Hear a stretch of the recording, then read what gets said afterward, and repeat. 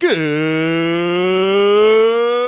afternoon, Wrestling Inc. Get up, get going. Welcome back to the Wrestling Inc. Daily. It's me, your managing editor of WrestlingInc.com, Nick Hausman. I am joined here this 420 by our very good friend, our happy hump day buddy. It's our good friend, Brian Wohl. Brian, welcome back to the Wrestling Inc. Daily. Oh, it's so great to be here. Happy 420, everybody. I hope you are all feeling very nice and got to watch your favorite matches. I'm a big, one of my favorite matches to watch on 420, the WLC. I love the WLC match. Great That always bout. makes me giggle. All the very hyper super sacrilegious stuff that Vince McMahon did with Shawn Michaels, that's always good for a giggle. And we're actually going to talk about getting high and watching wrestling, which is a very popular thing that actually I think Cabana did for years with Marty DeRosa. But we're just going to talk about the effects of how pro wrestling is if you've smoked cannabis and enjoyed professional wrestling. We're going to talk about that in the mailbag.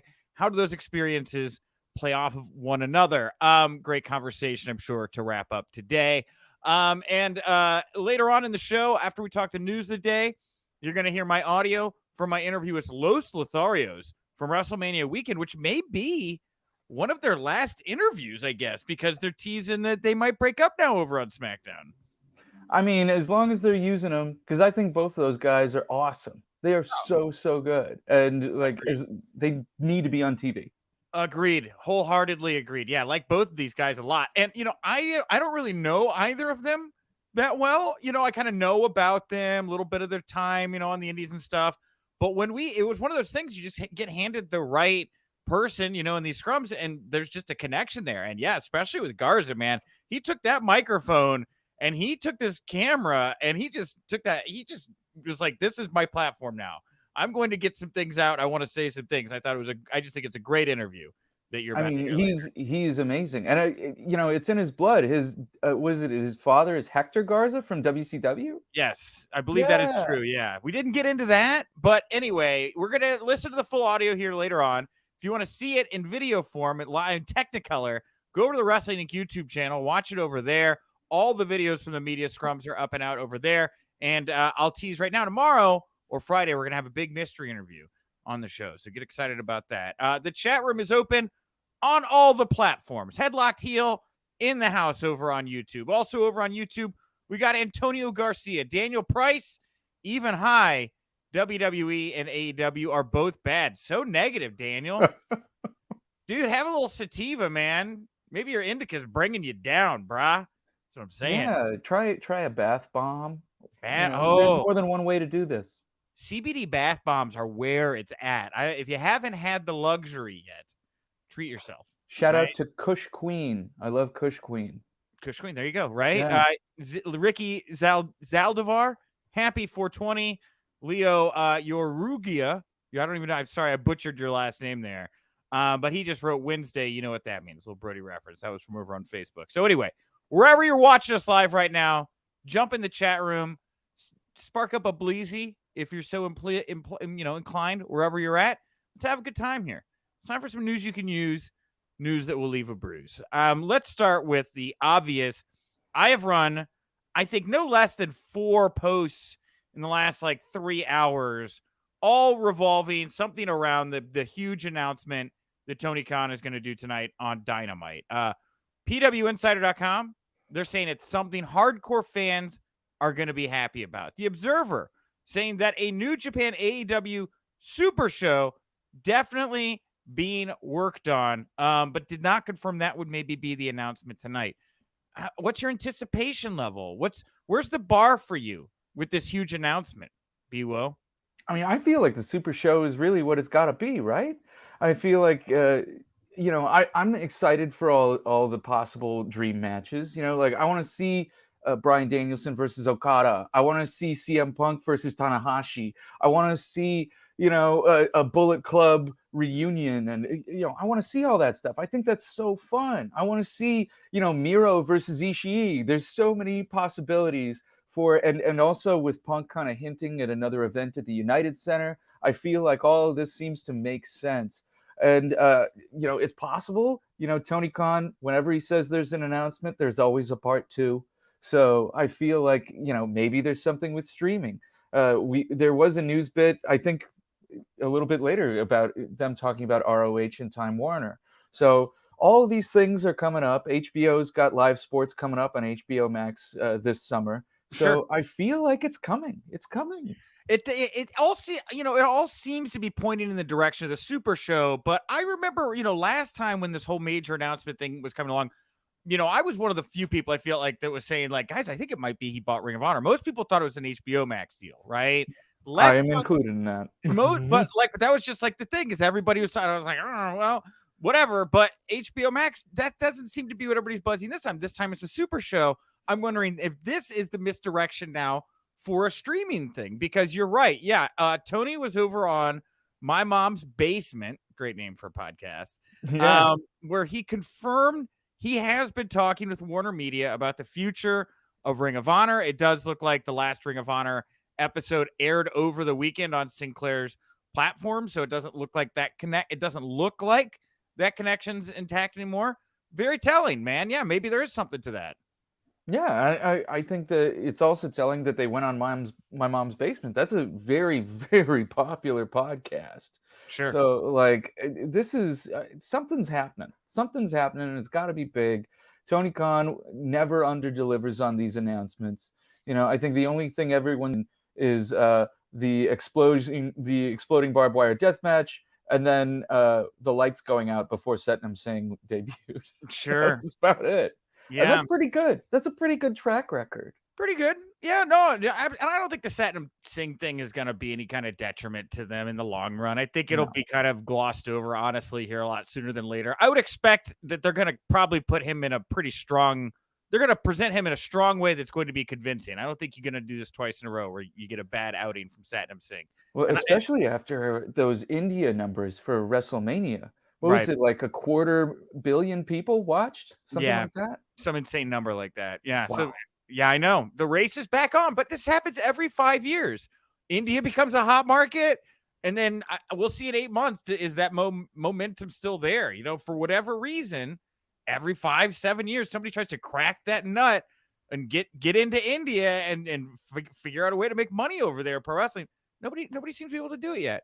I hope they do this time. I really do. Yeah, I think it's awesome. The more things that we can share as a globe, I'm looking for it. Sure. Well, speaking of sharing things, Esteban here, Swan Esquire, saying, give me ROH, AEW, New Japan, and the Batman on HBO Max right now. Wouldn't that be great to see all that stuff lumped together? That would be so fun. I really love the Batman, by the way. Have you seen it? I'm supposed to be watching it tonight. We were supposed to watch it last night. It keeps getting kicked the can, but I think tonight we're going to do it. I think this is going to be our thing. It's very fun. It's like if Batman met Seven. Okay. Is it like the Joe Gacy, Braun Breaker stuff from last night? Is that what they were trying to do? This is even spookier. This is a really spooky Batman. Make sure you have the lights out. It's a dark film, so like you really want to be able to see into the shadows. A lot of play with shadows. I'm not gonna lie. I know I jest about the Gacy Breaker stuff, but I was kind of into that last night. Good. I thought it was pretty well done, honestly. I thought it was pretty well done. Very much felt like Batman Joker stuff, though, right? Look, I'm just glad they have a coherent story that's cooking, that's not like based on some sort of weird racial stereotype. So I want to like let's reward for the good things here. Yeah, I agree. Hey, and you know what? It seems like Tony D'Angelo's having a lot of fun throwing them dead fish around for what it's worth, know? So, let's see here. Any other thoughts here? We do say Rob Humphreys thinks that the Batman is an hour too long. All right, I guess we're getting into a Batman conversation. Leo Yugura over on Facebook. CM Punk will be the champ at United Center versus New Japan. We'll see, I suppose. I guess what we get to there. The stuff about movies being too long and all these things about being too long. What are you guys doing? You're not that busy. Just sit down, enjoy the movie. It's gotta be little clips is all our brains can take anymore. If the Batman's not 90 seconds too long. If we didn't learn anything during the pandemic, it's that we're not that busy. Nobody really needs us. It's okay. Relax, enjoy the movie. Deep cut.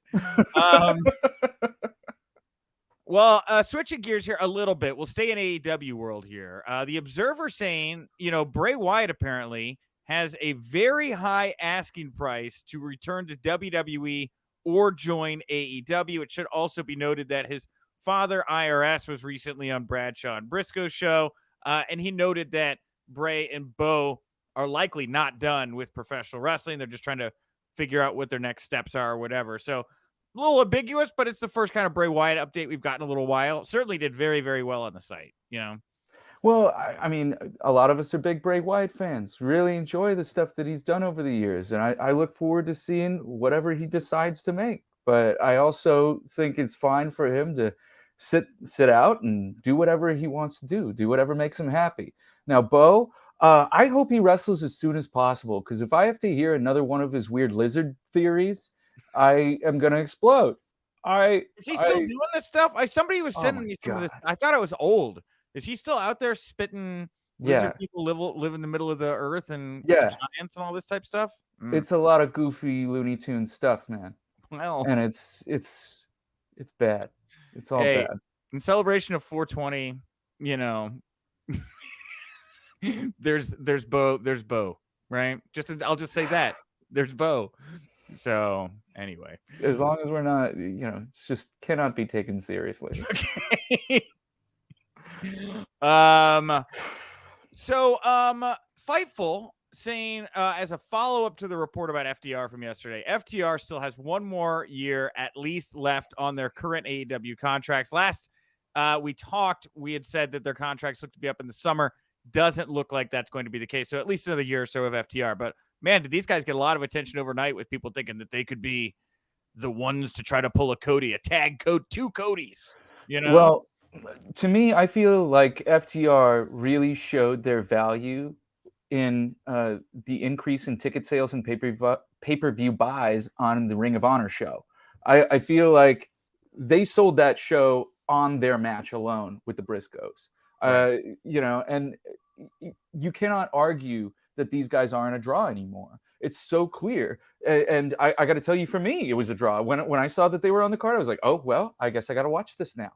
And I know that went that way for so many wrestling fans. So yeah, they are a hot commodity. And yeah, WWE would be foolish not to be interested in them, because you can see that they can sell shows just by them being on the card.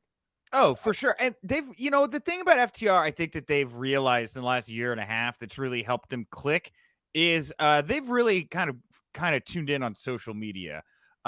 It's been kind of a thing for them as of late, where they'll get something going on social that'll get momentum, hyping to whatever it may be. And then when it does inevitably happen, or whatever they're trying to accomplish, it feels more. And I feel like they're telling their stories in a way that feel bigger at the moment, if that makes sense, in a really productive way. And I don't think that they could have ever gotten away with that in WWE, because they would have teased stuff all the time and then just would never have happened, but like they're doing a really good job of like controlling the way that the audience feels and thinks about the things that they're doing in between the matches. I think it's just very, very well done what they're doing at the moment. Definitely. And it seems like, oh, they're complaining about their booking, but really that's what gets people engaged, and it seems to keep people engaged. Looking at our comments right now, I see. Yeah. Hey guys. Yeah. But yeah, I feel like that they're definitely trying to work folks in that way too, and good on them. Yeah. Well, let's talk a little bit about WWE. Pappy Squeeze saying, hey Nick, have you seen the WWE put out a 420 RKO Bro shirt today? Looks pretty dope, not gonna lie. I haven't seen it. I heard was just before I sat in the chair, I think Randy Orton said something about it, so good for them. And look, Fightful, I meant to say this up top, they had that report that confirmed that the wrestlers are like, yeah, there's been no marijuana fines in many years here in WWE world, and it's just a different culture than it used to be. And I believe they threw in a note about how Bret Hart was right. People were abusing prescription pills and things like that and getting, all messed up back in the day. And that doesn't happen as much anymore, with them being more lenient on marijuana, which is just great news. Just good to hear, BWO. Just good to hear. And Bret, a very open cannabis user. Also, Bruce Pritchard, very big open cannabis user. Formerly, he would tell stories about him and Roddy Piper. And I know Vince isn't into cannabis, but I'm so glad that he's evolved his stance on this because, gosh, I got to tell you, most folks that use cannabis, they're not going to go out and make trouble. They're going to stay in, they're going to eat pizza, they're going to watch wrestling, they're Yeah. going to play video games. And I think that's a really great way to keep your staff safe. Right. And it's a very low stakes substance. But so many people have been punished for it. Go out of your way today to watch a Hacksaw Jim Duggan match. Jim Duggan had his career derailed by a cannabis arrest when he was pulled over with the Iron Sheik in 1987, shortly after he won the Royal Rumble. So, like, Jim Duggan, who knows how big he would have been? He could have been, the next Hogan instead of Ultimate Warrior. Well, even more recently, Rob Van Dam, about a decade and a half ago, derailed as well, right? Riding the top tiers of WWE, got busted for pot, and then had to drop those titles pretty damn quick, And I believe Sabu was in the car with him as well. Sabu. The modern day Sheik and Duggan. Wow. Oh, how time flies. And everything in wrestling really is a cycle, right? Isn't it? So, anyway. Happy for everybody with their smokes and stuff. By the way, Rob did call it out when I was talking about how FTR was really good at controlling the audience. He thought that I was going to say controlling their narrative. I was thinking about it, not in the context of the promotion, just in the context of the phrase. But then I kind of had a brain fart there. I was like, "Do you say it?" Because I feel like it's gonna be it's gonna be misintentioned. So good catch, Rob. I'm glad you didn't say it, but we could say it for Bo Dallas. I feel like he belongs there. Come on now. He might try to control his narrative. He's like, the lizard people need to be heard. Anyway, Voices of Wrestling had an update here on Kushida. Man, we were talking about FTR, right? I think there's a lot of comparisons with kind of Kushida's booking here on the way out the door and kind of what FTR was fed as well in their waning days of WWE. Apparently, according to the Voices of Wrestling, it was well known within New Japan that Kushida would be leaving WWE and has been in contact with a number of New Japan wrestlers. Kushida has reportedly been pitching multiple ideas for his return to New Japan, including a repackage, returning as part of a heel unit, showcasing an MMA-style gimmick, working as a heavyweight, and the switch over to the brand's NXT 2.0 presentation in WWE. That was a turning point for Kushida, and he frequently expressed his displeasure with the way he was being used since the change to 2.0. So, a little bit more color on the story here with Kushida, but what we expected, right? I mean, he's been doing nothing, man. Nothing. Yeah, I really look forward to seeing what Kushida does after leaving NXT now. I feel like Kushida, although, it feels like he was a complete dud throughout NXT, there are a lot of things that Kushida did to grow while he was in NXT. I feel like he was able to slow down a lot more and work the cameras. And I feel like I forget who it was that reported that they were. Oh yeah, that we're looking at him for a possible heel stable. Man, Right. heel Kushida is something that I never would have thought about before NXT. Now, man, I am so excited for heel Kushida. I think there's so many things he can do. He has a great potential now to work as a heavyweight and really throw himself around. I saw Josh Barnett tweeted just yesterday that he was looking at Kushida for Bloodsport. How thrilling would that be? There's awesome. a lot of excitement around Kushida. So don't feel down about this, fans. This is a positive, I think. Yeah, I think you bring up a lot of the silver lining here, which is when he gets back to New Japan, I think he is better than he was before. It certainly helps to be able to have those skills, even if you're going to be telling different kinds of stories in wrestling a different kind of way. I mean, you look at guys like Bryan Danielson and Jon Moxley and Punk, the work they're doing in AEW right now, when they're just off the chain having those skills, it's a game changer. It really is. And, even when you look at how he was booked in NXT 1.0 before 2.0, I don't think it was really like great. I don't think that they at any point, I'm happy to hear he thought he was booked better, because the jacket time stuff was really, really bad. Just epically bad. So I don't know. I don't think the WWE ever got him. I think he'll be better off back in New Japan, but I don't think they ever really got him. I mean, WWE, when they can't get an emotional hook on a wrestler, I think that's when they really give up on somebody. But you got to find some sort of emotional hook for these guys. What makes them scared? What turns them on? And when we got those emotions out of Kushida, it was compelling. Yeah, I agree. So we will see what happens with Kushida, and we'll see what happens with Johnny Gargano, who was spotted in a photo with Malcolm Bivens, shared by Bivens on Twitter, where they were in the WWE Performance Center.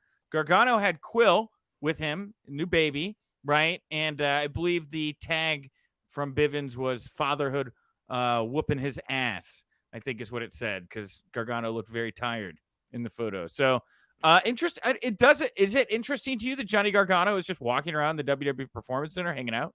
I think it's interesting because we don't really see it very much. We Right. certainly don't see it very much. And so for that to be openly shared is really nice. I think it sends a great message to, current WWE employees. I think it sends a message to other alumni, if you want to call them that. I think that's really nice. I hope it signals a cultural shift in WWE that is a more welcoming atmosphere. Yeah, for sure. The thing with Johnny is it's always going to be like the size thing, right? With Vince. But I still stand by the fact that when Bryan Danielson left, that opening became wide open for Johnny Gargano to step into. Now, I get stepping aside to take some time to be with your baby and have your kids and stuff, but I haven't seen anybody really get into that kind of biggest little man underdog fan favorite role that Bryan Danielson kind of left open when he left. I don't think anybody that stepped into that role quite Yeah. yet. Sami Zayn's covered his heel end. Oh, I sure. feel like Sami stepped into the heel Daniel Bryan, but nobody's covered that underdog baby face, that Vince's Mighty Mouse. He Sure. always loves that Mighty Mouse. I think that there's money there for Gargano, and I think that Vince, if impressed with some outings on the main roster, could see it too. But it's not a guarantee. And look, I'm sure the guy's getting a lot of offers. But James Jones here saying, yeah, I see Johnny going back, right? So we'll see. Possibly. All right. Well, Brian, I want to thank you for joining me at the Top Show, talk all the pro wrestling news of the day. I want to thank everybody for tuning in to watch us talk. Thank you to Los Lotharios. Great interview. WrestleMania 38 Media Row. And let's get to it here. In honor of the holiday, 420. we're gonna do a poll. The poll question today: what's your favorite part of pro wrestling after you have smoked a bunch of cannabis? We only got about 50 votes here today. Not a lot of people wanting to engage my poll. Did not think it would be as fun, I guess, as I thought it would be. But nevertheless, I'm compelled by the results, Brian, because we have a tie. 35.6% of people think the action is the favorite point. 35.6 say the lights and the music. And then we had 26.1 saying the vignettes, and then 2.2 for everything else. What's your favorite part of pro wrestling after you smoked a bunch of cannabis? Oh my God, the action. Totally the action. I love, I would say my favorite would be getting a little bit of some Silver Haze. Silver Haze is a very heady sativa, and it allows you to kind of hyper focus. And there's nothing better than seeing a back body drop while you're blazed on Silver Haze. Okay. It's a very specific recommendation. I like that pairing. I don't talk about weed strains like I talk about beer. I could sit here and talk hops and things like that all day. But weed is fun. I've enjoyed weed in my life. My favorite, it's different because when I thought about this, like it's different for me when it's live and when it's on TV.